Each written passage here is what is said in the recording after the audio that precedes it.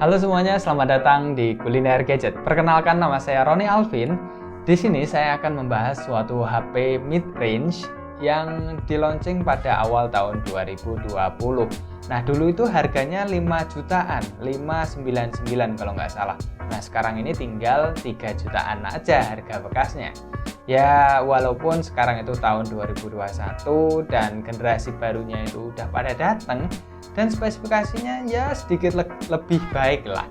Akan tetapi, Samsung A71 ini masih kelihatan seksi. Seperti apa reviewnya? Let's check this out.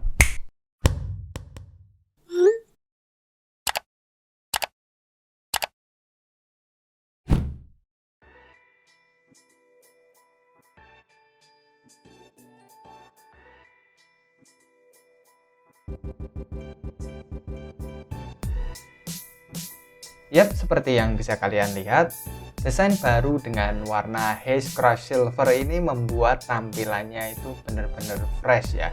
Dan kesan mid di HP ini tuh membuat HP ini berkesan berkelas dan semakin elegan. Gak ketinggalan sama HP-HP zaman sekarang. Sekarang kita lihat di bagian sebelah kanan HP-nya. Ini cuma ada dua tombol ya. Di sini ada tombol fold up and fold down dan juga ada tombol power. Bezelnya ini juga masih mulus banget dan sambungan antar segmennya juga masih rapat banget. So nggak ada tanda-tanda bekas bongkaran ya di sini. Di atas juga bersih, cuma ada satu lubang mikrofon dan di samping kiri cuma ada satu slot SIM tray. Dan nggak ada tombol sama sekali, jadi clean ya di samping kiri. Lalu kita lihat bagian bawah, ada satu grill mono speaker, satu lubang mikrofon, dan of course Type C ya. Dan di sini ada audio jack. Yap, mantep banget, masih ada audio jack juga di sini. Di bagian belakang ada quad kamera yang terdiri dari kamera depth sensor, main kamera, ultra wide, dan makro. Di bodi bagian belakang, selain finishingnya matte, ini bertekstur seperti kertas gitu ya, jadi enak banget kalau digenggam. HP-nya ini juga terbilang enteng ya, jadi enak kalau mau digenggam lama-lama. Sistem biometriknya juga terbilang oke ya. Udah ada fingerprint in display yang responsif dan juga ada face unlock. Ada juga fitur unik yang dimiliki oleh Samsung, yaitu separate audio. Kita bisa memilih atau kita bisa ngeplay dari dua sumber audio yang berbeda dengan keluaran audio yang berbeda. Mungkin satu dari speaker Bluetooth, yang satu dari speaker HP-nya sendiri. Ya, kalau dilihat dari spesifikasi di atas kertas, mulai dari chipset, kapasitas memori, display, sistem update, baterai gede, dan fast charging, dan beratnya yang termasuk enteng, bikin HP ini tuh udah oke banget lah di kelas harganya. Sensor-sensornya pun juga sangat lengkap. So, langsung aja kita tes ya di real world-nya aja. Buat main Mobile Legends, settingan mentok rata kanan udah oke banget ya. Nggak ada kendala sama sekali di HP ini. Dan ditambah dengan kualitas display yang bagus, ngegame itu rasanya jadi lebih mantep di HP ini. PUBG Mobile di settingan smooth extreme udah nggak ada kendala juga, lancar-lancar aja, nggak kerasa ada patah-patah ataupun frame drop di sini. Nah, selanjutnya kita akan coba untuk main Genshin Impact. Mampu nggak sih HP ini sebenarnya? Dan seperti yang bisa kalian lihat, ternyata di settingan highest 60 fps HP ini udah nggak bisa diharapkan buat main Genshin Impact. Bener-bener kayak musuh ya Genshin Impact ini di kelas mid range. Emang sebenarnya Genshin Impact ini wajar sih kalau agak susah dimainin di HP-HP mid range. Bahkan di sini FPS meter saya sampai macet ya. Nggak berubah sama sekali, tetap di 50 fps. Padahal ini sebenarnya mungkin di bawah 30 fps. Ya bisa dimaklumi lah ya. Apalagi di sini didukung dengan kapasitas baterai yang gede dan kecepatan ngecas yang lumayan cepat. Cuman butuh 1 jam 20 menit untuk ngecas. Dari 0 sampai ke isi full. Ditambah keberadaan audio jack yang bikin hati tenang pas mau pakai headphone. Dan juga kualitas display yang udah nggak usah diragukan lagi. Kualitas Super AMOLED-nya Samsung gitu loh. Udah layarnya lebar, bezelnya tipis. Warna yang dihasilin pun juga kelihatan hidup banget gitu loh. mulai dari kontras, detail, dan saturasi warnanya itu udah pas banget. Ya cocok banget lah buat nonton video atau kegiatan multimedia yang lain. Sayangnya di HP ini tuh masih pakai speaker mono, yang ciri khasnya itu nyaring, clarity-nya bagus, tapi kurang powerful. Bassnya juga kurang nendang, jadi ya kurang lebih ya seperti ini.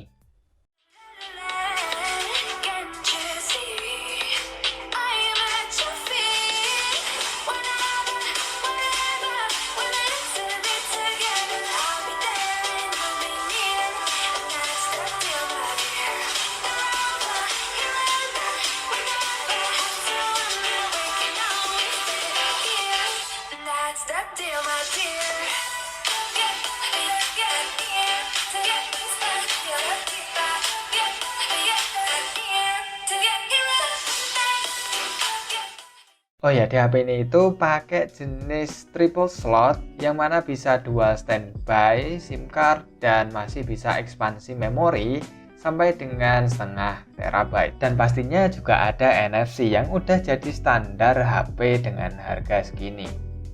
Selanjutnya ke bagian kamera yang katanya awesome hasilnya. Tapi langsung aja kita lihat hasil real testnya. Ya, ini adalah perekaman menggunakan Samsung Galaxy A71 yang keluaran desain baru ya. Ya, kualitasnya seperti ini. Dan ini di resolusi Ultra HD 30 fps. Ya, 30 fps karena mentoknya memang segitu sih. Nggak bisa lebih tinggi lagi. Suara audionya juga ini langsung dari speaker si A71 nya.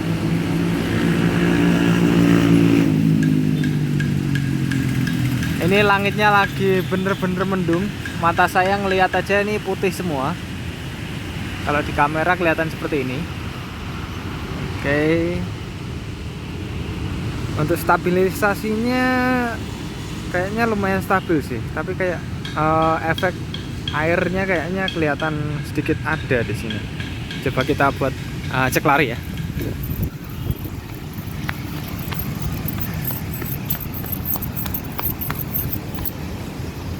Ya, kurang lebih seperti itu hasil dari Samsung A71 di resolusi Ultra HD 30 fps. Ya, ini adalah contoh perekaman di resolusi Full HD 30 fps. Kualitasnya seperti ini ya. Dan ini nggak pakai gimbal ataupun tripod. Ini saya pakai tangan aja. Kualitasnya kurang lebih seperti ini.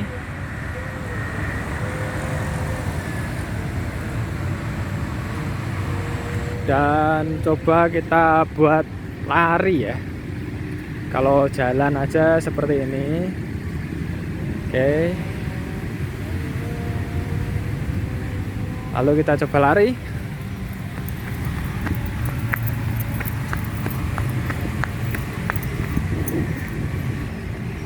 Seperti itu.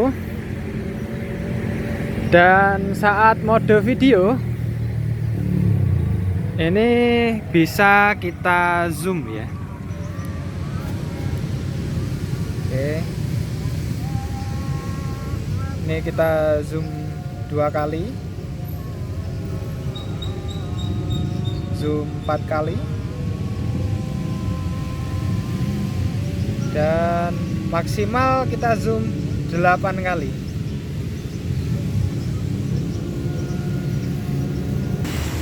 Nah, kalau ini perekaman di resolusi Full HD 30 fps. Sama, tetap speaker juga langsung dari HP-nya. Dan kualitasnya seperti ini. Cuacanya lagi mendung banget ya. Jadi langitnya ini saya ngeliat tuh putih doang. Tapi coba kita arahin ke langit, apakah bisa terkompensasi? Masih, wajah saya masih terlihat sangat jelas ya di situ. Oke, backlightnya aman. Yap. Bagaimana kalau kita ajak jalan ya? Mungkin kurang lebih stabilisasinya seperti ini. Yap.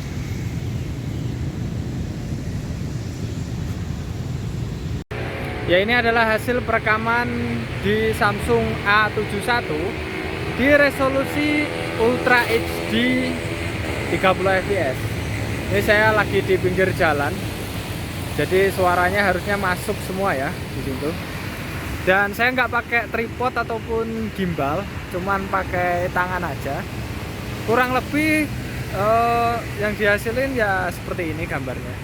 Kalau menurut saya sih, saya suka ya dengan warna kulitnya kelihatan natural, dan ini warna daunnya juga bagus hijaunya.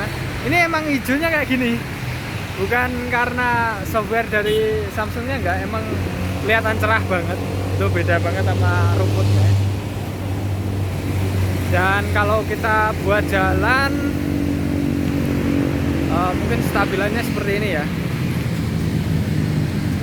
Ya, ini adalah kualitas perekaman Samsung A71 di resolusi UHD 30 fps. Di kondisi malam hari agak ini ya mengompensasi kekurangan cahaya, masih banyak noise-nya. Ini wajar di HP-HP kelas mid range. Biasanya tuh seperti ini. Memang agak berat kalau kondisi malam hari seperti ini, apalagi ini di gang yang sempit dan gelap banget. Seperti ini kira-kira kualitasnya.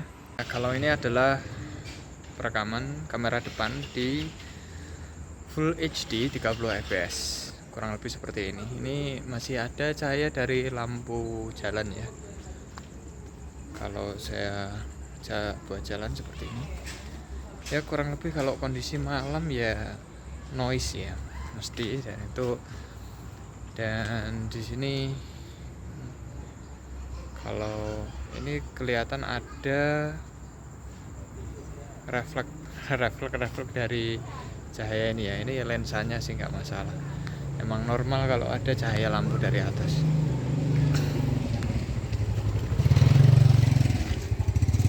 Ya, kurang lebih seperti inilah hasil perekaman dari kamera Samsung A71 di kondisi malam hari. Ya, menurut saya hasil videonya tuh standar-standar aja ya di kelas harganya. Tapi apakah kualitas fotonya juga sama aja? Langsung aja cek hasilnya.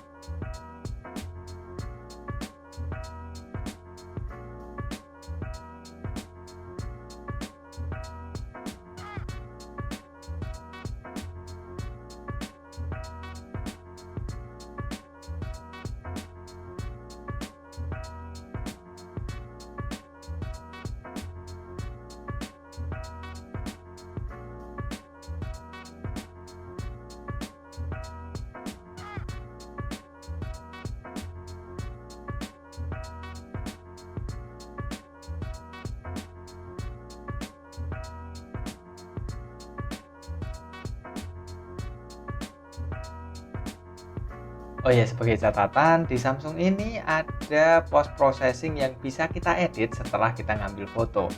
Jadi intensitas blur backgroundnya itu bisa kita atur. Bahkan ada beberapa opsi preset yang bisa kita gunakan.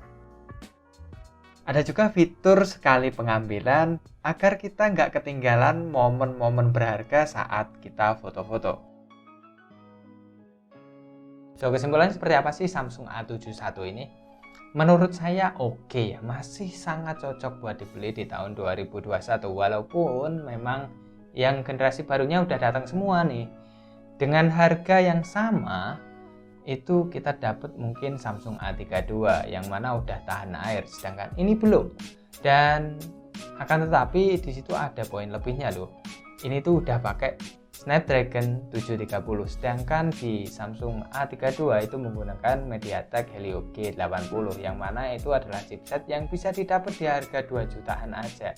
Ya memang sih, nggak tahu saya pola pikirnya Samsung, akan tetapi itu menjadi poin lebih bagi Samsung A71 untuk dipinang.